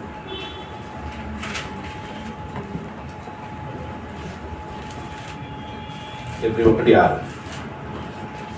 మరియు ఆయన భూలోకమునకు ఆది సంభూతిని మరలా రప్పించినప్పుడు దేవుని దూతలందరూ ఆయనకు నమస్కారము చేయవలని చెప్పుచున్నాడు. దేవుని దూతలందరూ ఆయనకు ఏం చేస్తారంట? నమస్కారము. సో ఇంగ్లీష్లో ఏముంది? All gods angels will worship him. దేవుని దూతలందరూ యేసుక్రీస్తుని ఏం చేస్తారంట? ఆరాధిస్తారు. ప్రకటన గ్రంథం 5వ అధ్యాయంలో మనకు అది కనిపించిందా లేదా? ప్రకటన గ్రంథం 5వ అధ్యాయంలో దూతలందరూ యేసుక్రీస్తుని ఏం చేశారు? నా యేసుక్రీస్తుకి నమస్కరిస్తున్నారు, గొర్రెపిల్లకు నమస్కరిస్తున్నారు, 24 పెద్దలు నమస్కరిస్తున్నారు. కాబట్టి యేసుక్రీస్తు అన్ని కాలాలలోనూ ఆరాధించబడ్డాడు. పాత నిబంధనలో కూడా ఆయన ఆరాధించబడ్డాడు. ఇదే ఒప్పుకోవడానికి కష్టంగా ఉంది. ఏది? ఇంత స్పష్టంగా ఆయన జన్మించినప్పుడు, ఆయన భూమి మీద ఉన్నప్పుడు ఆయన నమస్కరించారు, ఆయనకి సాగిలపడ్డారు, ఆయన మ్రొక్కారు. అంత స్పష్టంగా ఉన్నా ఈరోజు కొంతమంది అక్సెప్ట్ చేయలేకపోతున్నారు. ఈగో అడ్డం వస్తుంది అది ఒప్పుకోవడానికి. యూదులకు అదే ప్రాబ్లం. యూదులు యాక్సెప్ట్ చేయరు యేసుక్రీస్తు ఆరాధన. ఈరోజు క్రీస్తు సంఘంలో కొంతమంది బోధకులు అదే బోధిస్తున్నారు. అసలు యేసుక్రీస్తు ఆరాధించకూడదు అంటే అయిపోయింది, మొత్తం ఏం లేదు, అంత జీరో. కొంతమంది ఈ వచనాలు ఎక్కడ తగులుతాయని చెప్పి పాత నిబంధనకి స్టిక్ అయిపోయారు. ఓన్లీ పాత నిబంధన మీదనే ఫోకస్. అంటే వీళ్ళు కొత్త నిబంధనకి సువార్థికులు కాదు, పాత నిబంధనకి సువార్థికులు. మన సువార్థికులు అయ్యేది కొత్త నిబంధన కోసమా, పాత నిబంధన కోసం? పాత నిబంధన అది ఒక ఛాయ, నీడ. కొత్త నిబంధన నిజస్వరూపం. నిజస్వరూపం. ఇప్పుడు నిజస్వరూపం వచ్చింది, నిజస్వరూపం వచ్చింది. పాత నిబంధన ఒక ఎగ్జాంపుల్ అంతే. ఏదైనా సరే ఎగ్జాంపుల్ తీసుకోవడానికి కొత్త నిబంధన చదువుతూ ఎగ్జాంపుల్గా పాత నిబంధన తీసుకుంటాం. ఇప్పుడు మనం ఈ రిలేషన్షిప్ గురించి మాట్లాడుతున్నాం. ఏది? యేసుక్రీస్తు సంఘం రిలేషన్షిప్ గురించి మాట్లాడేటప్పుడు ఎగ్జాంపుల్ ఏది తీసుకున్నాం? పాత నిబంధనలో కూడా ఇశ్రాయేలీలు భార్యగా వర్ణించబడ్డారు, దేవుడు భర్తగా వర్ణించబడ్డాడు, వాళ్ళు విశ్వాసఘాతుకులయ్యారు దేవుడికి. కానీ ఈరోజు సంఘము పరిశుద్ధుల నీతి క్రియలతో అలంకరించబడి పెళ్లి కుమారుని కొరకు ఏం చేస్తున్నారు అన్నమాట. ఎగ్జాంపుల్గా తీసుకోవాలి. మనం శ్రేష్టమైన నిబంధన క్రింద ఉన్నాం. ఆ శ్రేష్టమైన నిబంధన ఏది? గలతీ 5లో ఏముందంటే, ఎవడైనా ధర్మశాస్త్రము వలన నీతిమంతుడవుటకు ప్రయత్నిస్తే ఏమవుతుందంట, వాడు క్రీస్తులో నుండి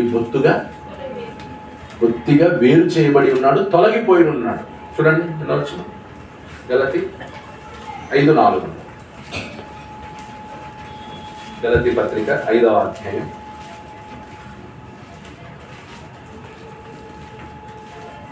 మీలో ధర్మశాస్త్రం వలన నీతిమంతుడని తీర్చబడిన వాడు ఎవరో వాడు క్రీస్తులో నుండి బొత్తిగా వేరు చేయబడి ఉన్నారు, కృపలో నుండి తొలగిపోయి ఉంటారు. అంటే ధర్మశాస్త్రాన్ని, క్రొత్త నిబంధన కంటే ధర్మశాస్త్రాన్ని పొగిడినా, క్రొత్త నిబంధన కంటే ధర్మశాస్త్రమే గొప్పదని చెప్పినా, ఇప్పుడు గొప్పది ఉత్తమమైందంటే అయిపోయింది కదా. అప్పుడు క్రొత్త నిబంధన ఏమైనట్టు, అది నీరుగా చేసినట్టే. సో కాబట్టి శ్రేష్టమైంది, ఉన్నతమైంది ఏది? క్రొత్త నిబంధనే. నీతి ఎక్కడుంది ఎక్కువ? క్రొత్త నిబంధనలోనే నీతి బయలుపరచబడెను. క్రొత్త నిబంధన ద్వారా, యేసుక్రీస్తు ద్వారా నీతి బయలుపరచబడింది. అక్కడే అన్నాడు కదా, ధర్మశాస్త్రం ద్వారా ఎవరు నీతిమంతుడు కాలేదు. ఎవడు నీతిమంతుడు కాలేదు ధర్మశాస్త్రం వలన. మరి నీతి ఎలా ఉంది? ధర్మశాస్త్రం ఎవరిని నీతిమంతుడిగా చేయలేనప్పుడు నీతి ఎలా ఉంటుంది అందులో? కాబట్టి నీతి ఎక్కడుంది? క్రొత్త నిబంధన. ఆ క్రొత్త నిబంధనని ఇచ్చిన వాడెవరు? యేసుక్రీస్తు. పాత నిబంధనని కొట్టివేసిన వాడెవరు? యేసుక్రీస్తు. సో కాబట్టి మనం క్రొత్త నిబంధనకి పాత నిబంధనకి మధ్య వ్యత్యాసం తెలియాలి. పాత నిబంధనలో స్టోరీలు బాగుంటాయి, ఎగ్జాంపుల్స్ బాగుంటాయి. అవి ఎగ్జాంపుల్స్గా స్టోరీ లాగా చూడాలి తప్ప అది క్రొత్త నిబంధన యొక్క నీడ, ఛాయ. సో కాబట్టి యేసుక్రీస్తు ఆరాధన గారు కూడా కాదా? అర్హుడే. ఆయన అన్ని విధాలా అర్హుడే.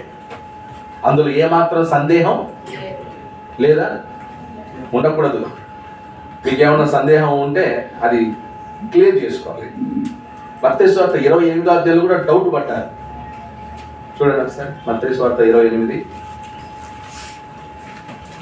కొందరు మ్రొక్కిరి, కొందరు సందేహించని ఉంటది.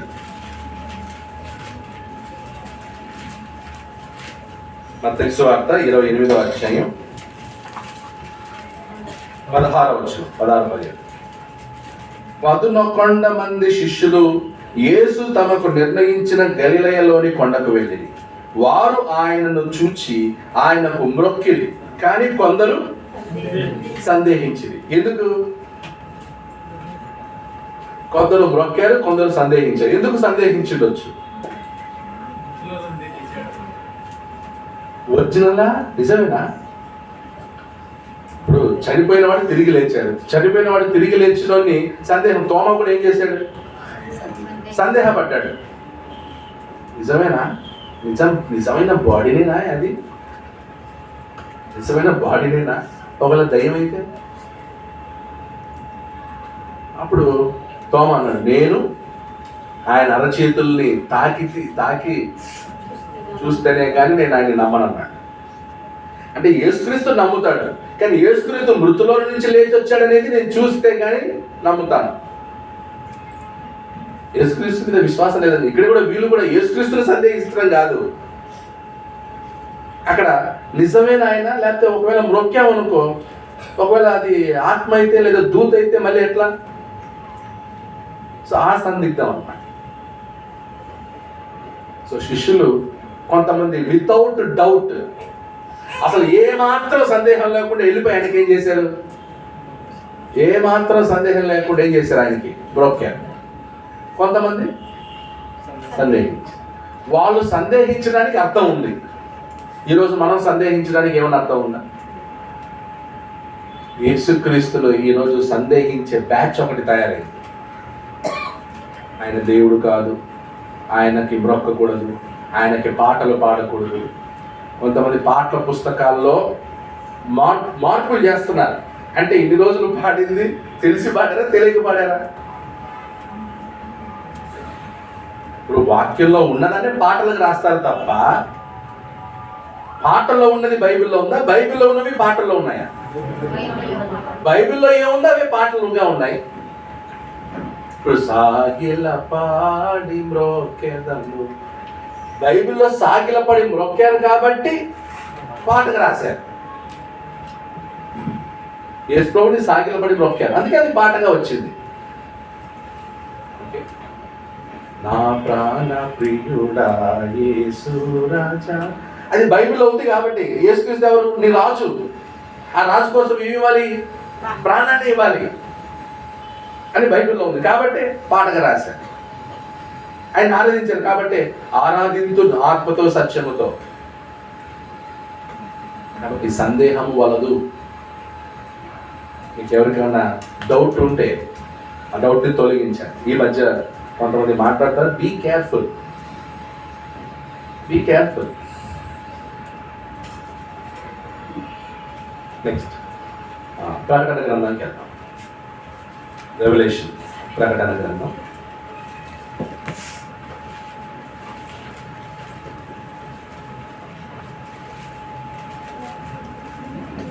19 10వ వచనం చదివేశాం. అంటే 2 సార్లు రిపీట్ అయితే కానీ మనకు అర్థం అవుతుంది.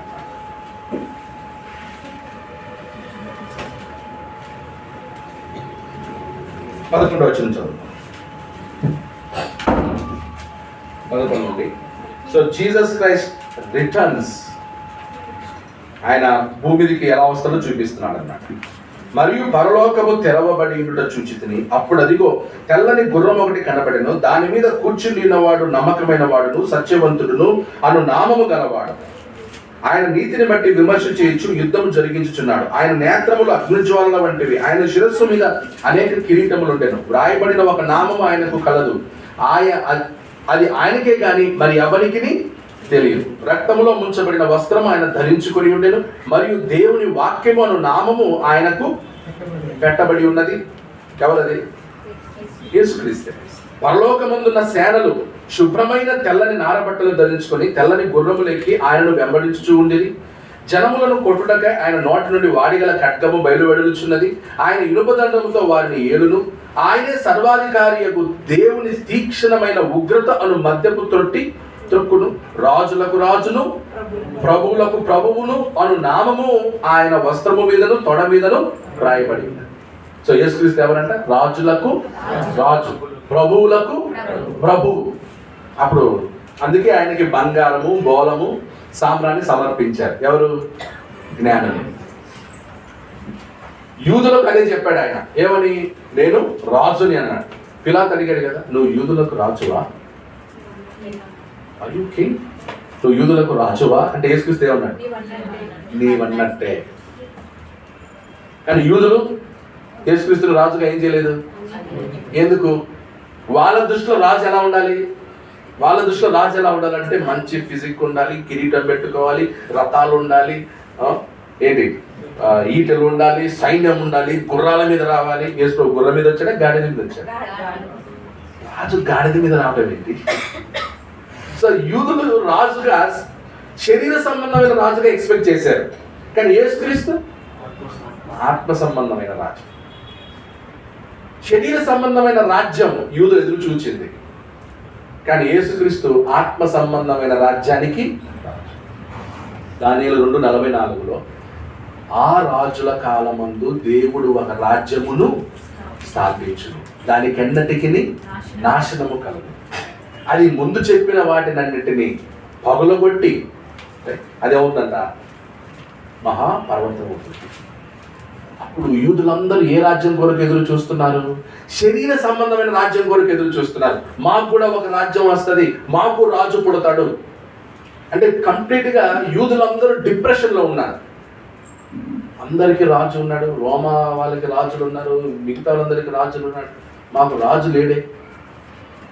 ఆ రాజు కోసం ఎదురు చూస్తూ ఉన్నారన్నమాట. వాళ్ళకు చివరి రాజు ఎవరు? సిద్కియా. యూదులకి చివరి రాజు ఎవరు? ఆ సిద్కియాని బబులోను మహారాజు వచ్చి ఏం చేశాడనమాట, పట్టుకొని వెళ్ళిపోయి కళ్ళు ఊడబెకి భయంకరమైన చావు వచ్చింది. ఆ తర్వాత యూదులకు ఎవరు లేరు, రాజు లేడు.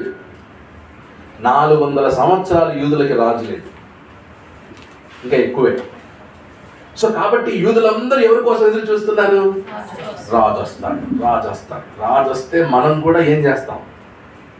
ఈ దేశాలన్నిటిని మనం కూడా పరిపాలిస్తాం. మనం కూడా మళ్ళీ పూర్వపు వైభవం వస్తుంది మనకి. దావీదు కాలంలో మనం అందరం ఎలా ఉన్నామో అలా వస్తాము అని యూదులు శరీర సంబంధమైన రాజ్యం కోసం, శరీర సంబంధమైన రాజు కొరకు ఎదురు చూస్తుంటే, అక్కడ దానియేలు 2:44లో చెప్పింది శరీర సంబంధమైన రాజ్యము కాదు. ఏ రాజ్యం అది? ఆత్మ సంబంధం. అందుకే బాప్తిజం ఇచ్చి యోహాను క్లియర్గా స్టార్ట్ చేశాడు. ఏమని? పరలోక రాజ్యము సమీపముగా ఉన్నది అన్నాడు. చెప్పాడా లేదా? ఏ రాజ్యం? పరలోక రాజ్యం శరీర సంబంధమైందా, ఆత్మ సంబంధమైందా? ఆత్మ సంబంధమైంది. పరలోక రాజ్యం సమీపంగా ఉంది అంటే అర్థం చేసుకోలేదు యూదులు.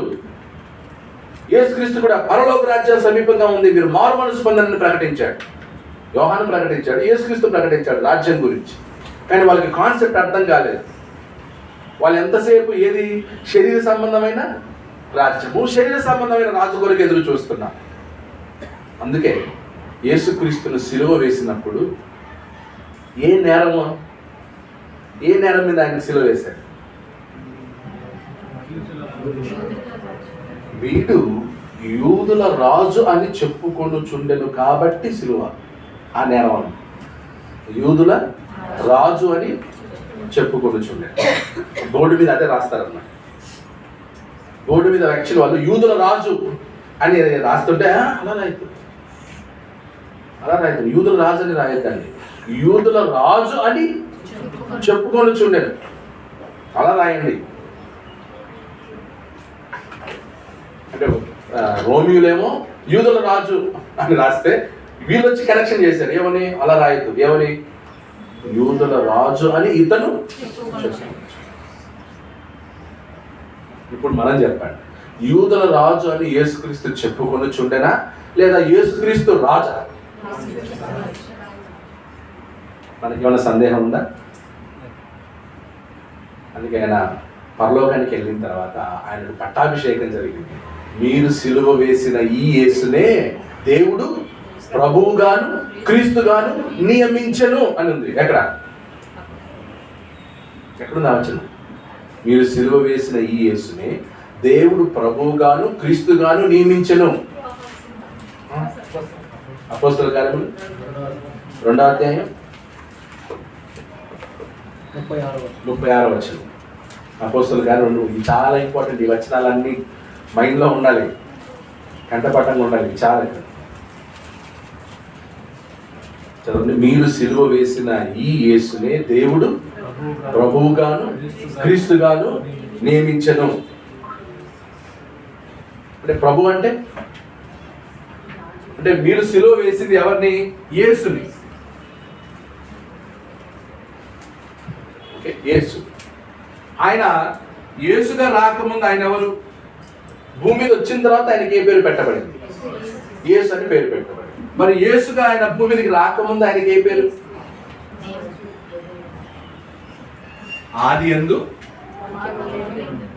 వాక్యము ఉండెను, వాక్యము దేవుని యొద్ద ఉండెను, వాక్యము దేవుడై ఉండెను. వాక్యం ఏముందనమాట? దేవుడై ఉండెను.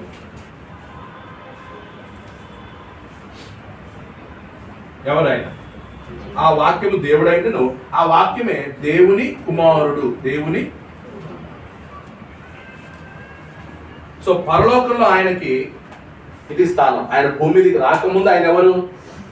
వాక్యమై ఉండెను, వాక్యము దేవుడై ఉండెను, ఆ వాక్యము దేవుని కుమారుడై ఉండెను. ఆయన లోకంలో జన్మించాడు. లోకంలో జన్మించిన ఆయనకు ఏ పేరు పెట్టమన్నారు? ఆయనకి యేసు అని పేరు పెట్టుది. ఆ తర్వాత ఇంకొక పేరు కూడా ఉంది, ఇమ్మానుయేలు. భూమి మీద ఆయనకి ఇంకొక పేరు ఏంటనమాట? ఇమ్మానుయేలు. సో ఆయన భూమి మీద జన్మించగానే ఆయనకి ఏ పేరు పెట్టారు? యేసు అని పేరు పెట్టారు. ఇమ్మానుయేలు అనే మాటకు అర్థం ఏంటి? ఇమ్మానుయేలు అంటే దేవుడు మనకు తోడు. నిజమా? ఆ పేరులోనే ఉంది యేసుక్రీస్తు దేవుడు అని. ఇమ్మానుయేలు అంటేనే ఏంటి? దేవుడు మనకు తోడు. యేసుక్రీస్తు దేవుడు కాదు, ఇమ్మానుయేలు. ఆ పేర్లోనే ఉంది కదయ్యా, దేవుని ఆయన దేవుడు అని, దేవుడు మనకు తోడని పేరు చెప్తుంది. ఆయన ఈ పేరుతో భూమి మీద ఎన్ని సంవత్సరాలు? 33.5 సంవత్సరాలు ఈ భూమి మీద జీవించారు. ఆయన జీవించిన తర్వాత మళ్ళీ ఆయన ఆరోహణమై ఎక్కడికి వెళ్ళాడు? పరలోకానికి వెళ్ళాడు. సో ఇది ఫస్ట్ ఫేజ్, సెకండ్ ఫేజ్ అనుకుందాం. యేసుక్రీస్తు పరలోకం భూమి మీదకి రాకముందు ఇది ఆయనకి ఇవ్వబడి, ఇప్పుడు 33 సంవత్సరాల్లో ఇవ్వబడిన పనంతా ముగించేసి ఎక్కడికి వెళ్ళాడు? మళ్ళీ ఆయన పరలోకానికి వెళ్ళాడు. పరలోకానికి వెళ్ళగానే ఇప్పుడు ఏమవుతున్నాడు ఆయన? ఇది అలాగే ఉంటుందా, మారుతుందా? ఈ స్థానం మారిందా, అలాగే ఉంటుందా? అది అలాగే ఉంటది, పోయింది కాదు అది. ఇప్పుడు మనం మనుషులం కదా, ఎప్పటికీ మనుషులం కదా, మళ్ళీ ఏమైనా మారుతాం? ఎప్పటికీ మనుషులమే. మనుషులమైన మనం ఎక్కడికి వెళ్తాం? పరలోకానికి వెళ్తాం. అది బ్యూటీ. మనుషులకి పరలోకంలో ఎంటర్ లేదు, కానీ దేవుడు మనల్ని ఏం చేస్తాడనమాట? పరలోకానికి తీసుకువెళ్తాడు. అక్కడ కూడా మనం మనుషులమే, కానీ మహిమా శరీరం అనేది ఇవ్వబడుతుంది. సో ఇక్కడ యేసుక్రీస్తు కూడా దైవత్వం కలిగిన వాడు. ఆ దైవత్వం అనేది విడిచిపెట్టి వచ్చేది కాదు. కొంతమంది దైవత్వాన్ని విడిచిపెట్టి వచ్చాడు ఆయన అనేవాళ్ళు ఉన్నారు.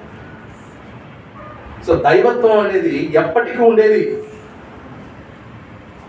మానవత్వం మనకి ఎప్పుడు ఉంటుంది, అది అదే.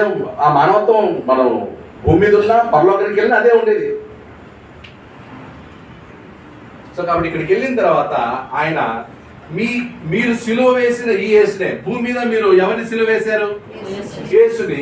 పరలోకానికి ఆయన ఆరోహణుడై వెళ్ళగానే ఆయన మీరు సిలువ వేసిన ఈ యేసుని దేవుడు ఏం చేశాడు? ప్రభువుగాను క్రీస్తుగాను నియమించెను. ప్రభువు మరియు క్రీస్తు. తర్వాత అన్ని నామాల కన్నా పైనామముగా ఆయన చేసెను. పైనామము, అన్ని నామాల కన్నా పైనామము.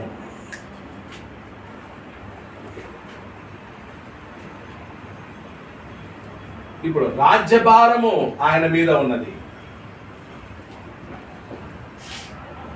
యేసుక్రీస్తు మీద ఏముందన్నమాట? రాజ్యభారం. అంటే ఇప్పుడు పరిపాలకుడు ఎవరు? అందుకే ప్రభువు అంటే పరిపాలకుడు, పరిపాలించువాడు. క్రీస్తు అంటే అభిషేక్తుడు, అనగా రాజు. ఎవరిని అభిషేకిస్తారు? రాజును అభిషేకిస్తారు. కాబట్టే ఆయన రాజులకు రాజు, ప్రభువులకు ప్రభు. ప్రజెంట్ సిచ్యుయేషన్ ని ప్రకటన గ్రంథంలో చెప్పాడు. ఆయన రాజులకు రాజు, ప్రభువులకు ప్రభు. అర్థమైందా? సో ఇప్పుడు యేసుక్రీస్తుని ఏమనాలి? అన్ని టైటిల్స్. కొన్నిసార్లు యేసుక్రీస్తు అంటాడు, నేను మీ సహోదరుడును అంటాడు, మీ స్నేహితులను అంటాడు. అన్నీ ఓకే. యేసుక్రీస్తు వాక్యమా? Yes or no? ఎస్. యేసుక్రీస్తు దేవుడా? ఎస్. యేసుక్రీస్తు దేవుని కుమారుడా? ఎస్. ఆయనకు యేసు అనే పేరుందా? ఎస్. ఆయన ఇమ్మానుయేలా? ఎస్. ఆయన ప్రభువా? ఎస్. ఆయన క్రీస్తా? ఆయన నామం అన్ని నామాల కన్నా పైన. ఎస్. ఆయన మీద రాజ్యభారం ఉందా? ఎస్. ఆయన మనకు స్నేహితుడా? ఎస్. ఆయన మనకు సహోదరుడా? ఎస్. ఆయన మనకు సేవకుడా? ఎస్. ఏమన్నాడు ఆయన? నేను పరిచారము చేయించుకున్నట్టుకు రాలేదు, కానీ పరిచారము మనకు సేవ చేయలేదు ఆయన. సేవకుడు కూడా ఆయన, అది కూడా ఒప్పుకోవడానికి ఆయన. అంటే అంత మోడల్ ఎగ్జాంపుల్ చూపించాడు ఆయన. ఆయన ఒక నడుముకు తువాలు కట్టుకొని శిష్యుల పాదములు కడిగినప్పుడు ఆయన తన్ను తానేం చేశాడనమాట? దేవుని కుమారుడు. ఆయన ప్రవక్తన? ఎస్, ప్రవక్త. మోషే వంటి ప్రవక్తను మీ కొరకు అన్ని పనులు చేశాడు. ఆయన ప్రధాన యాజకుడా? అవును, ప్రధాన యాజకుడే. ఆయన మనుష్య కుమారుడా? ఎస్, అవును, మనుష్య కుమారుడుగా జన్మించాడు. అంటే ఒకప్పుడు చేశాడు, ఇప్పుడు ఏంటి? అన్ని పాత్రలు ఆయన చేసి అయిపోయాడు. ఏ పాత్రలు ఫినిష్ చేసి వెళ్ళిపోయాడు. ప్రెసెంట్ ఇప్పుడు ఎలా ఉన్నాడు? ప్రజెంట్ ఇప్పుడు ఏంటి ఆయన మెయిన్ పోస్ట్ ఏంటి? ఇప్పుడు ఆయన మెయిన్ పోస్ట్ ఏంటి?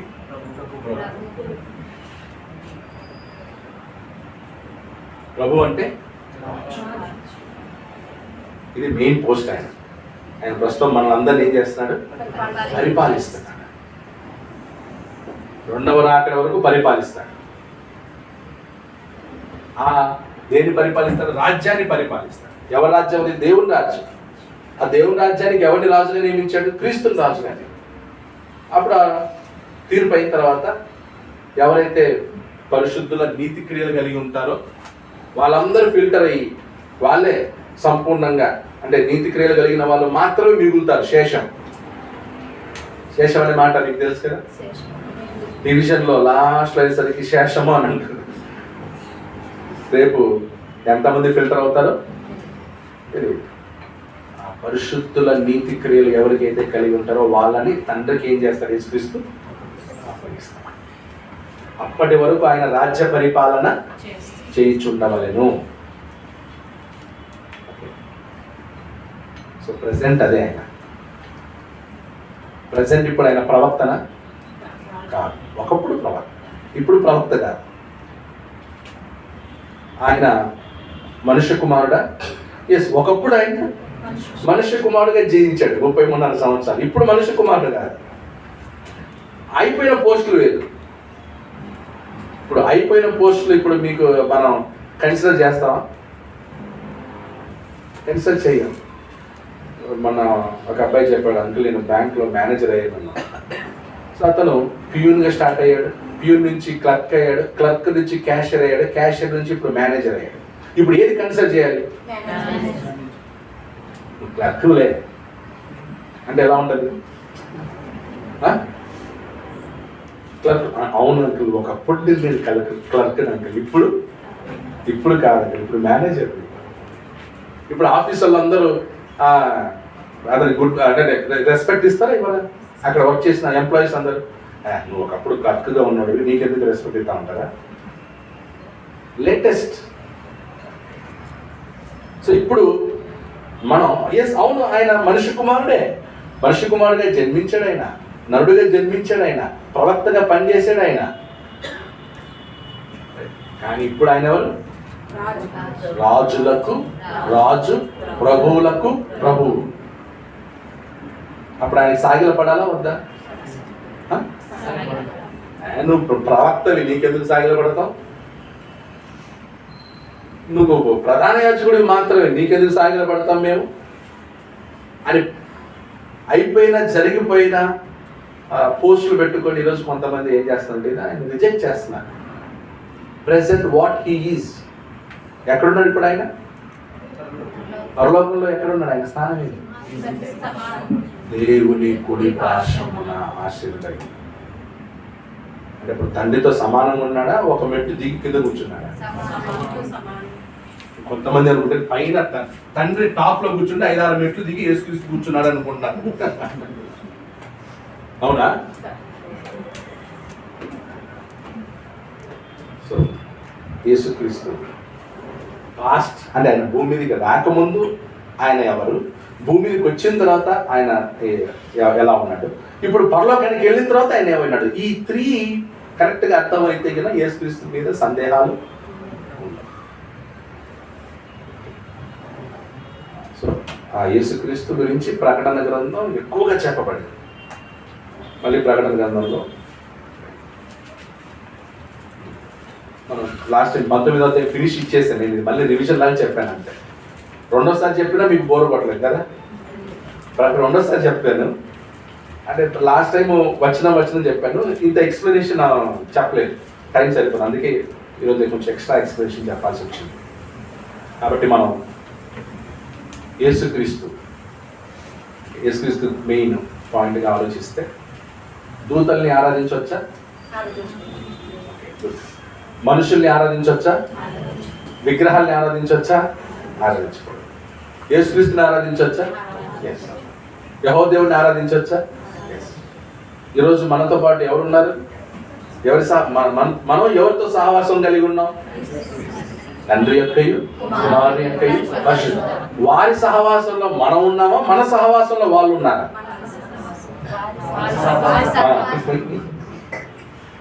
తన కుమారుని యొక్క సహవాసమునకు మిమ్మును పిలిచిన వాడు నమ్మదగిన వాడు. మనల్ని వాళ్ళ సహవాసాన్ని పిలుచుకున్నారు, మనం వాళ్ళ సహవాసంలో ఉన్నాం, వాళ్ళు మన సహవాసంలో లేరు. అప్పుడు ఆదివారం ఎవరితో సహవాసం చేస్తున్నాం? తండ్రితోను కుమారుడితోను పరిశుద్ధాత్మతో సహవాసం చేస్తాం. కాబట్టి ఆదివారం ఆరాధన దైవత్వంలో ఉన్న ముగ్గురికి మహిమ, ఘనత, ప్రభావం. ఆరాధన రిజల్ట్ ఏంటి? ఇప్పుడు వర్షిప్ అంటాం కదా, వర్షిప్ ద్వారా దేవునికి ఏంటి? మహిమ, ఘనత, ప్రభావం, కీర్తి, స్తోత్రం. అదే రిజల్ట్ అంతే. సో కాబట్టి ప్రతి ఆదివారం మనం ఇలా ఆరాధన చేయటం ద్వారా, ప్రభు దినమున కూడుకొని మనం ఆరాధించడం ద్వారా తండ్రి, కుమార, పరిశుద్ధాత్మ దేవుడు వాళ్ళ ముగ్గురికి మహిమ, ఘనత, ప్రభావములు వెలుగుతూ ఉన్నాయి. ఎందుకంటే వాళ్ళ సహవాసంలో మనం అంటే తండ్రి కుమారుడు వచ్చి పరిశుద్ధాత్ముడు పైనే ఉండిపోయాడు, లేదా దాని వాళ్ళిద్దరు ఎక్కువ ఉన్నారు, ఒకరు డ్యూటీకి వెళ్ళిపోయారు, ఇలాంటివి ఉండవు. ఎక్కడికి వెళ్ళినా వాళ్ళ సన్నిధి ఎలా ఉంటుంది మనకి? ముగ్గురి సన్నిధి ఉంటుంది మనకి. Okay, so we cannot divide. ఈ ముగ్గురిని ఏం చేయలేము మనం? వేరు చేయడానికి లేదు, వేరు చేయలేం కూడా, అది అసాధ్యం. ఆ ఫీలింగ్ మనకు ఉండాలి, ఆ ఫీలింగ్ మనకు ఉండాలి. నా సహవాసం తండ్రి, కుమార, పరిశుద్ధాత్మతో ఉన్నది. వాళ్ళు నన్ను చూస్తున్నారు, మనల్ని చూస్తున్నారు, మనకు సహాయం చేస్తున్నారు, మనల్ని నడిపిస్తున్నారు. ఆ జ్ఞానం మనకుంటే తప్పకుండా మనం చాలా హ్యాపీగా ఉంటాం. అలా ఆ ప్రెజెన్స్ ఆఫ్ మైండ్ మీకు ఉండాలని, దానికి సంబంధించిన వాక్యాలు మీరు మరింతగా లోతుగా చదవాలని, అర్థం చేసుకోవాలని కోరుతున్నాను. డౌట్ మాత్రం వద్దు, సందేహాలు మాత్రం, ఎవరైనా సందేహపడితే అలాంటి వాళ్ళు ఏం చేయమన్నాడు? లేదా అభ్యంతరపరిచేవాడు, యేసుక్రీస్తుని అభ్యంతరపరిచేవాడికి ఏం చేయమన్నాడు? మెడకి తిరగట రాయి కట్టి ఎక్కడేయాలంట? లోతైన సముద్రం దగ్గర. దైవత్వ విషయంలో అసలు ఎవరికి కూడా అభ్యంతరం ఉండకూడదు, సందేహాలు ఉండకూడదు. దేవుని చిత్తం అయితే వచ్చే వారం 20వ అధ్యాయాన్ని స్టార్ట్ చేద్దాం. చాప్టర్ 20కి మనం వెళ్దాం. దేవుని చిత్తం అయితే ఆగస్టు 2వ వారం కంతా ముగిసిపోతుందని అనుకుంటున్నాను. ప్రార్థన చేయండి. అందరికీ